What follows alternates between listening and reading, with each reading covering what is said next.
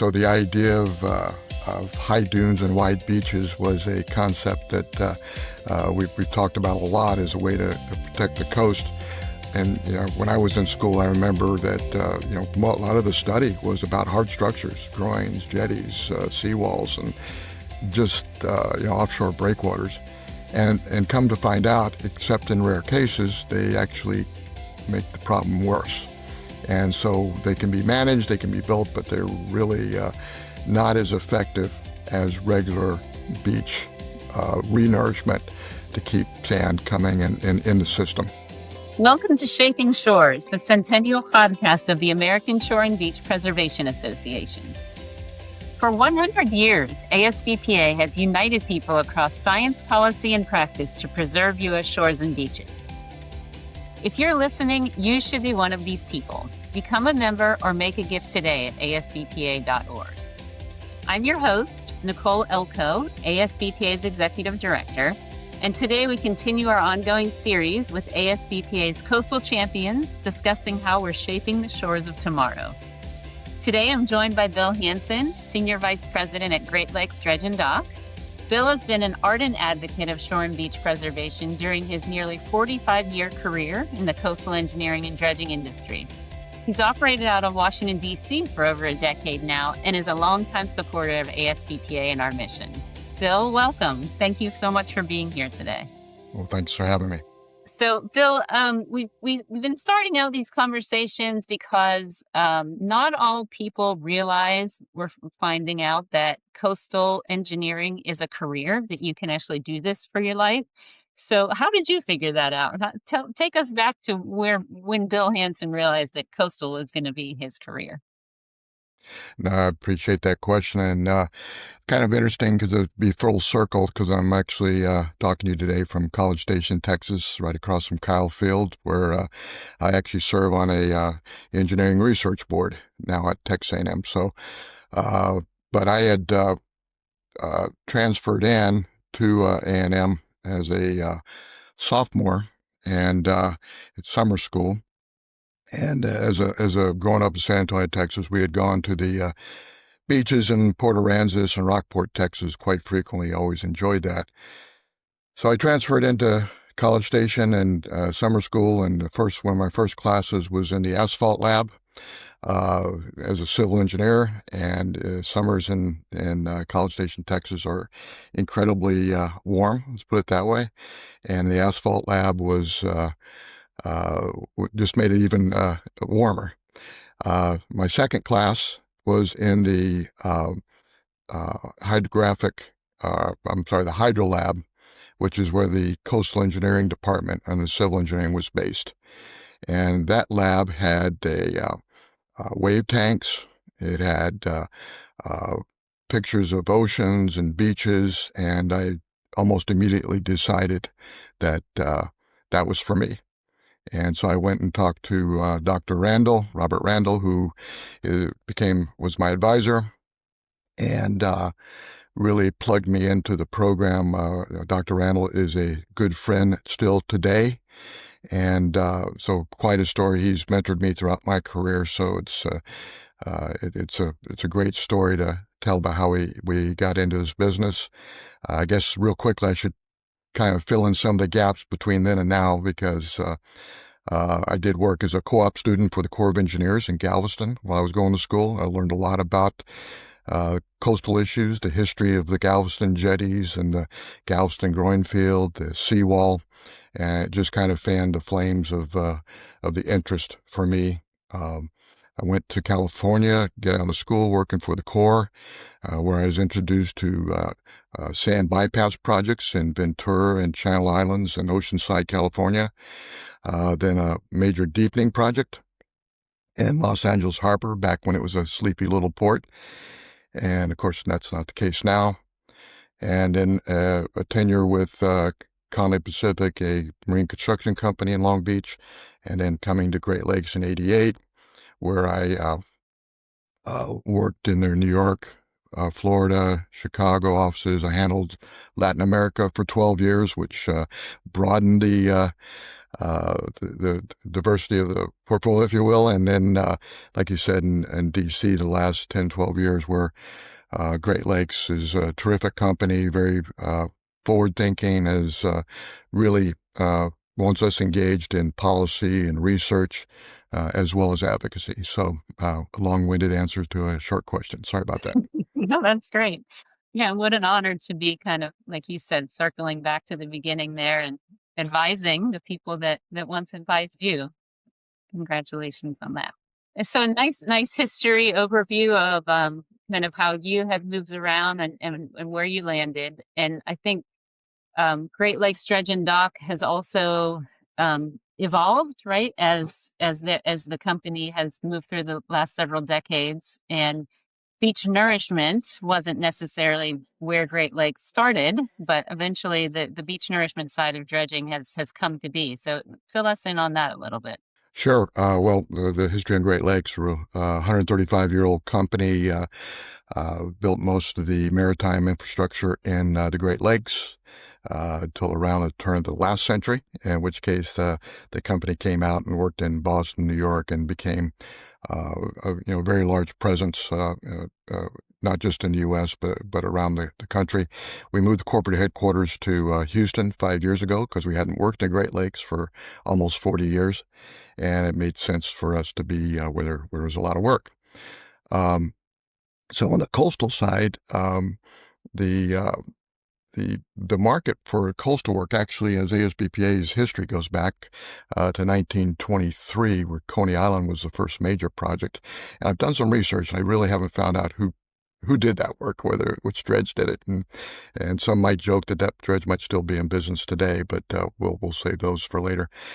But for us, the big market opened up in the 70s with Miami coastal restoration major projects. The coast at the time was armored with concrete and debris, as folks were desperate to protect their shorelines. And there was a massive beach renourishment project at the time that put sand on the beach and kind of created the landscape or the beachscape you see today. Great Lakes was involved in that work through a company we later merged with, Construction Aggregates Company, CAC, and some of their top people came with them and helped develop our hopper dredge and cutter section dredge beach market. So since then, we've been involved in a lot of projects up and down the coast, all three coasts. I won't add the Great Lakes to that one because we haven't actually done a lot of beach work there, but everywhere else we've done a ton of beach work.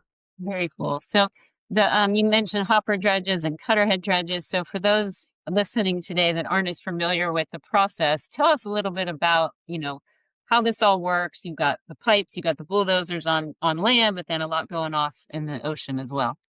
Sure. Well, the market has evolved. It used to be back in the day, we would, in the early days, we would go just offshore and find our clients, the Corps or the counties would find sand just offshore, and we'd pump it on the beach, and it would be fairly simple. Not a lot of regulatory requirements, and we just kind of feel our way around the business at the time.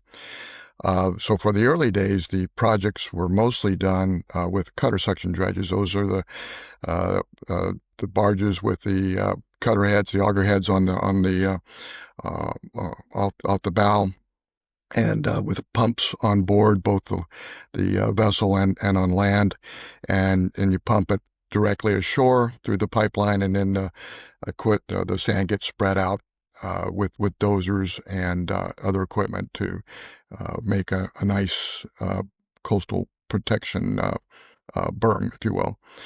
As the industry evolved and more regulatory issues came into play, more visibility, some of the sand sources got further and further and are further and further offshore than they were. And so then we started using the hopper dredges, which are basically ships that suck sand off the bottom into the hopper, the vessel, and come near the shore and pump the material directly onto the beachfront. The jobs have gotten more complicated, more regulatory issues. Uh, I've joked before that when we started doing this, if we dug deep and piled it high on the beach, people said thank you. Now there's a lot of regulatory issues. Folks watch a lot closer to make sure that the sandbar areas are managed properly, more appropriately, and the beach fill is also done appropriately and with much better management than it was in the early days. But I think one of the interesting things about the market is that we've gone from when I was in the field, if we pumped 1 to 2 miles, it was a big deal. Now it's not uncommon to have projects with 5 to 10 miles of pipeline pumping, which means we have to add boosters and other equipment to make that work. Yeah, the evolution in the field is pretty remarkable. Some of the technology that, like you said, is leading to increased distances and production. And I know Great Lakes Dredge and Dock is really passionate, as you are, about improving the technology. That's correct. It's not just on it's a lot of it's efficiency based. There's a lot of automation, a lot of really interesting technology that goes into modern dredges. We've just finished rebuilding our hopper dredge fleet. So we've got three dredges, two dredges that are less than a year old, and one that's 6 years old, and another that's 15. So the hopper dredges have the latest technology, the latest capacities, and are right sized for the U.S. market, both from the technology side, but also on the environmental side. We do a really, I think, great job of protecting endangered species. We do a lot of innovations and a lot of new technology we've offered to better protect sea turtles. We've had right whale monitors on our vessels, hopper dredges, for 10 plus years. And so all those issues are really important to us. We've worked in the ocean for 135 years. We'd like to work to another 135. And the only way that we can do that is if we're environmental stewards and we're tracking along with protecting the environment we work in. Right, right. Yeah, I often think of, how do other people perceive dredging and beach nourishment? And I think that a lot of people see that image of like a ship pulling up close to a beach and then just sort of spewing sand out there. But those days are sort of long gone in the U.S. We're really doing things very meticulously, right, and looking out for any impacts. That's correct. Yeah, some of our work has been international, where we see a lot of different techniques used that really wouldn't pass environmental muster here. They're very productive, as in nearshore dumping or rainbowing, and that's the more dramatic picture you typically see. But those are techniques that are not encouraged in the U.S. Let's put it that way. So we don't use those techniques much. Right. And then speaking of kind of the evolution of practice, one of the things that I think we are doing today that I don't know, maybe people new to the field take this for granted because it is just so obvious, is this beneficial use of dredge material concept, where if you're going to dredge a harbor and there's an eroding beach right next to it, maybe you should put that sand on the beach. So we see that in all over the country, but some great examples in Texas, where you're sitting today.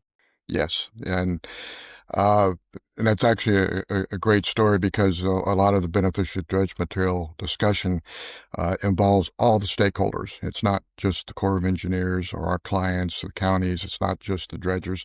It's everyone involved that makes those types of projects happen. And they don't have to be more expensive. They don't have to be added cost if the stakeholders are all engaged. In the case of Galveston, you have a seawall that is probably one of the best engineering structures ever built anywhere. And it was done all by U.S. engineers, all by U.S. Contractors. So we can lay claim to our own great projects as well.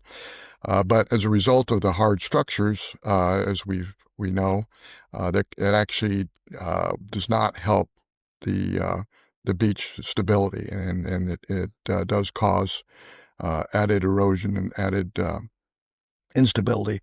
But about 8 years ago, Great Lakes was involved with the first project. And as we do our annual maintenance dredging in Galveston Entrance Channel, we take the sand that's part of that process and actually go and pump it on the beach instead of traditionally it would be taken offshore and just dumped. In this case, we pump it on the beach. Galveston has enjoyed some of their best beach days and best beach profiles since the seawall was built as a result of that. And our newest dredge, the Amelia Island, is actually working the entrance channel right now in Galveston, and as we speak is actually pumping sand in front of the seawall, taking advantage of that resource. We've seen other projects. Mississippi River is probably the most noted one, and in that there's a situation where we do dredging every year in the Mississippi River, and traditionally, again, that material has been taken offshore and dumped. In a place like Louisiana, where land loss is a big problem, we work with some of the stakeholders, particularly the Big River Coalition, who managed to bring together all the stakeholders and was able to get the authorities and the contracts in place to where that material that used to go offshore now goes upland. And they've created over 15,000 acres of new land in Louisiana at a reduced cost from what it used to cost to take that material offshore. So a lot of great opportunities, we think, around the country. Yeah, in some cases, it does cost more, so some additional funding is necessary. We think that money's out there between states and locals and groups, great groups like the Nature Conservancy and Ducks Unlimited, who really look to advocate for and execute projects like that. And it is common sense. We've got this material coming out the end of the pipe. We should do something with it. And in the case of entrance channels with sand, by all means, that sand should go on the beach close by. Absolutely. There's another great example that only, I would say, finally recently got implemented. And I believe Great Lakes is involved with the Port Everglades project, right? That's one that's been a really long time in the making, and now finally implementing these concepts of using dredge material beneficially. Correct. Yep. And that'll create a sand bypass that in the future years, as it gets the sand, that sand will be cleaned out occasionally, and that sand will be pumped past the port, past the jetties, and we will help rebuild the beaches south of the channel. You know, listeners should know that we need to we are constantly innovating, whether it's technology or even with policy. Is like this thing that seems so obvious to many people has been really hard for our industry to overcome. All of the policy type hurdles to get sand on the beach from nearby channels. And I think there's, you do a lot of that type of work in Washington, talking with elected officials and helping them see the efficiencies, right, that can be achieved. I think we look at dunes as well, and that's another area where we've done a lot of educating, and you've been pretty instrumental there as well, Bill. Well, as have you. So the idea of high dunes and wide beaches was a concept that we've talked about a lot as a way to protect the coast. And when I was in school, I remember that a lot of the study was about hard structures, groins, jetties, seawalls, and just offshore breakwaters. And come to find out, except in rare cases, they actually make the problem worse. And so they can be managed, they can be built, but they're really not as effective as regular beach re-nourishment to keep sand coming in the system. And so it's been interesting talking to people and it really came into being post-Sandy, where we saw the coastline of New Jersey, which is almost the entire length, is almost entirely a federal project, but it had never been funded to its designed dimensions. And after Sandy, with all the money coming in, we were able to pinpoint that the high dunes and white beaches, had they been built properly, would have saved a lot of the money that needed to be spent to repair the beaches. In other words, we should have been spending the money to prepare the beach communities for storms rather than going back in and repairing them. And so the dunes are a big part of that discussion. And I've had some wonderful conversations over the years with folks like John Rutherford down in Florida in Jacksonville area, who actually gave, it's the only member of Congress to give a speech on our comments about the value of dunes on beach nourishment projects related to his communities down in Jacksonville Beach and South. Understanding that when dunes are built, when the projects are built as they're designed to full dimensions and maintained, that they can do a great job of protecting the communities behind them. And then, as Congressman Rutherford noted, after Hurricane Matthew, there was damage because the dunes weren't built, and after Irma, the dunes had been built, and the damage was much reduced from having that structures in place. And the important thing was to get back and repair the dunes so that in case of another storm, the damage would be minimalized.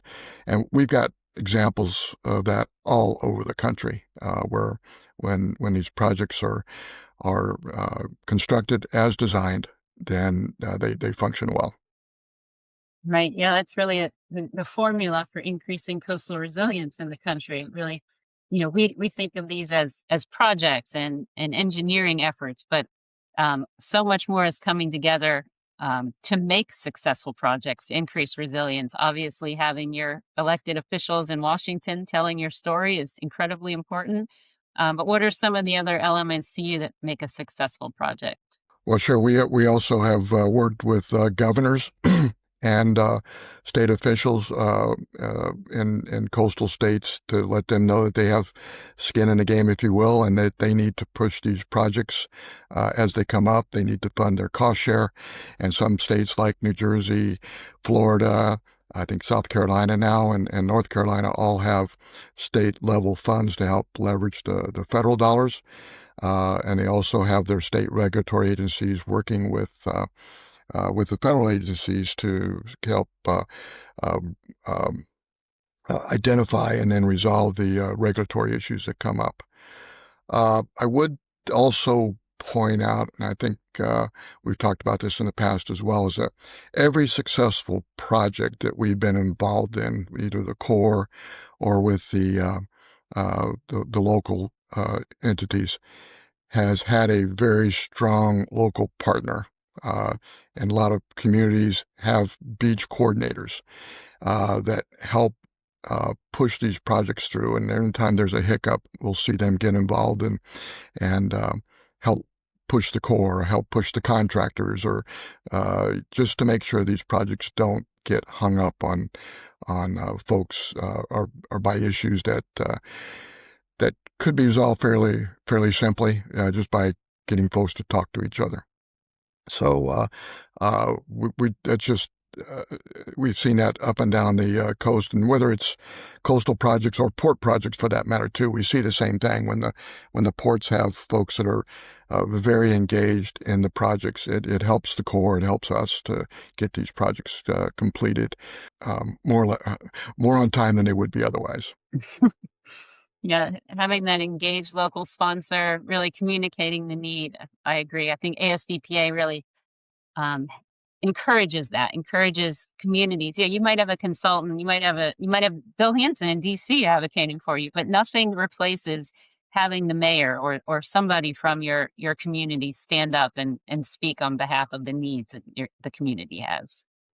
So along those lines, as we kind of move toward our conclusion here, we want to hear your thoughts in terms of messages to our future leaders. ASBPA has an amazing bunch of students and new professionals now.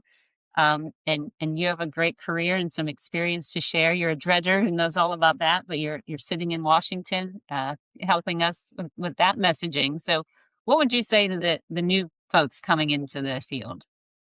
Well, I think the key thing is to stay engaged that one of the things I found in D.C., and we have, there's lobbyists. We have our own lobbyists. We have associations we work with, like ASBPA. But at the end of the day, people that are making policy decisions, funding decisions, need to have somebody in the room that understands the benefits of these projects and why they need to happen. And so they're all well-meaning, but they need somebody with skin in the game. And so the expertise that you bring, the passion you bring as a young scientist or a younger engineer is important. It's also important to understand and be patient with how things work, because it is a slow-moving train, and we're not always at the front of the train. And so we need to make sure our issues are, and we don't look to elected officials to solve our problems.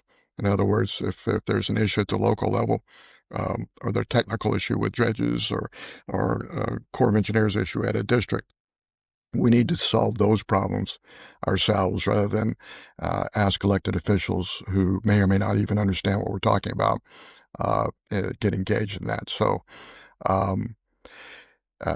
ASBPA is a great venue for that. We've gone through some fits and starts over our long history.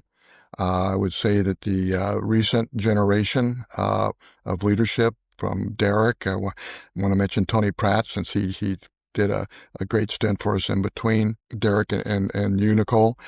And then I just think it's always been a sleeping giant. You've got communities, you've got Corps of Engineers, you've got the research, you've got the policy, and I think the advocacy piece can be elevated and kind of use the resources that ASBP has to help bring about better policies, better funding. We're always working on better coastal funding. Most coastal projects only get funded after storms and through supplementals, and those are supplementals. We'll never say no thank you to them, but they're not the best way to do any infrastructure. And so if we can get consistent funding for coastal projects, the whole program will benefit. Absolutely. Well, that's all we have time for today. Coastal Champion Bill Hanson, thank you so much for joining us. Thanks for having me. That's it for today's episode of Shaping Shores. I'm Nicole, and thank you so much for spending part of your day with us. If today's conversation inspired you, help us continue this work. Become a member or make a gift at asbpa.org. To hear more stories from the people preserving U.S. coasts, follow or subscribe wherever you listen. Together, we're shaping a resilient future for our nation's beaches and shores. Thanks again for listening, and we'll see you again on next week's episode.